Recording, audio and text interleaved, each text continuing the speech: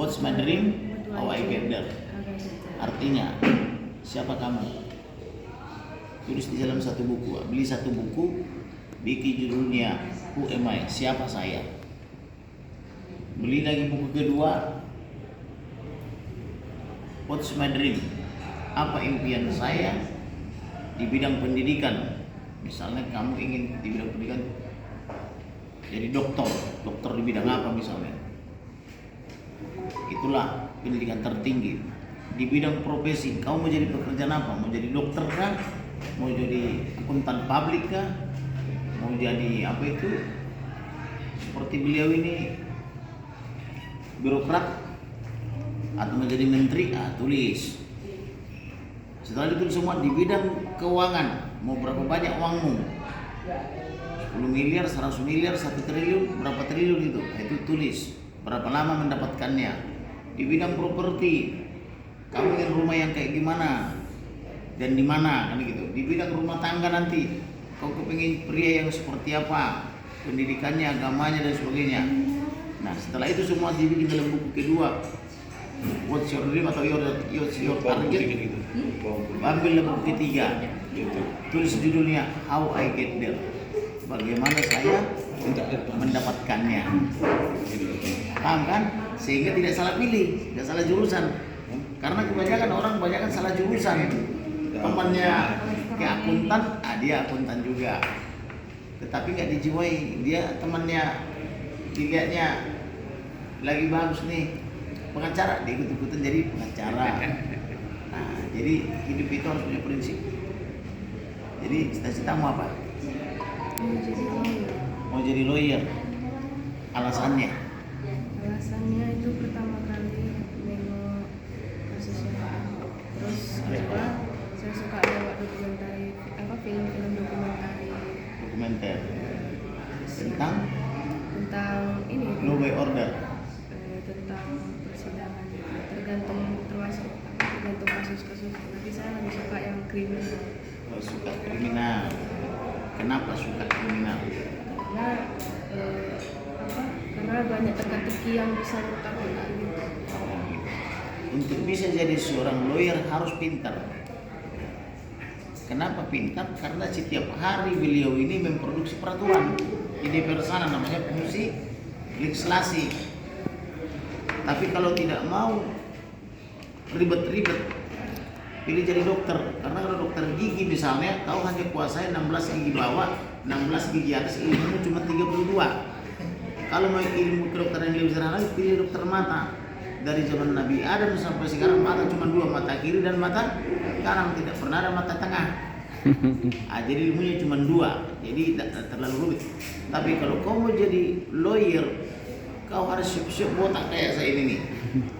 Karena ilmu hukum itu adalah ilmu yang paling rumit dan hanya bisa dikuasai orang paling pintar dan paling jenius di dunia. Karena tiap hari DPR memproduksi undang-undang dan perda. Di Senayan namanya undang-undang, di daerah mereka memproduksi perda, DPRD. Kemudian pemerintah eksekutif juga memproduksi hukum juga, namanya beseeching grant. Mereka juga menciptakan peraturan. Jadi kita harus tahu semua itu. Bayangkan ada yang diproduksi di Aceh, diproduksi di NTB, diproduksi di Papua, diproduksi di Sulawesi, diproduksi di Tanah Batak sampai di Pulau Batam. Nah, kita harus tahu semua. Karena ilmu hukum itu ilmu sosial, bukan ilmu pasti. Jadi di dalam ilmu hukum itu selalu bicara tentang 3 hal. Kepastian hukum, keadilan dan kemanfaatan. Sesungguhnya tidak ada kepastian dalam hukum. Yang adalah argumentasi. Hukum itu adalah argumentasi. Karena kalau 2 orang sarjana hukum bertemu bisa menghasilkan 5 pendapat. Tapi kalau dokter eksakta misalnya, matanya sakit mana? Cuma ada mata kiri, mata kanan, tak ada mata tengah. Kau ngambil dokter THT misalnya, tidak jauh daripada telinga, hidung dan tenggorokan. Gitulah. Dokter spesialis misalnya penyakit dalam, ya internis, ilmunya sisi aja. Atau misalnya dokter spesialis hipertensi misalnya. Nah, tapi kalau ilmu hukum sepanjang kita hidup, hukumnya itu berkembang dinamis terus. nggak selesai-selesai. Gitu. Jadi kalau mau jadi lawyer berarti siap-siap untuk belajar terus. Gitu. Tetapi yang perlu dipahami di dalam ilmu hukum itu adalah prinsip-prinsipnya atau asas-asasnya. Itu yang paling utama. Karena tidak mungkin kita hafal itu belasan juta perundang-undangan. Tidak mungkin kita simpan di otak kita itu. Tetapi prinsipnya harus tahu. Misalnya lex spesialis derogat lex generalis. Bila mana ada dua peraturan dibuat oleh orang atau lembaga yang kedudukannya sama, tetapi peraturan yang satu dengan peraturan lainnya saling bertentangan, peraturan manakah yang akan kita pakai? Misalnya gitu. Berarti peraturan yang lebih khusus mengesampingkan peraturan yang lebih umum. Misalnya dewasa diatur dalam KUH Perdata, dewasa diatur juga dalam undang-undang perkawinan, dewasa juga diatur dalam undang-undang pidana, dewasa juga diatur dalam undang-undang perlindungan anak. Itu beda-beda pengertian dewasanya. Lalu dewasa manakah yang mau kita pakai, kan gitu. Seperti gitu. Sorry, dirapikan dulu. Ya. Sebelah. Siap. Harus Dari keuangan ini datang dulu jadi asas-asasnya.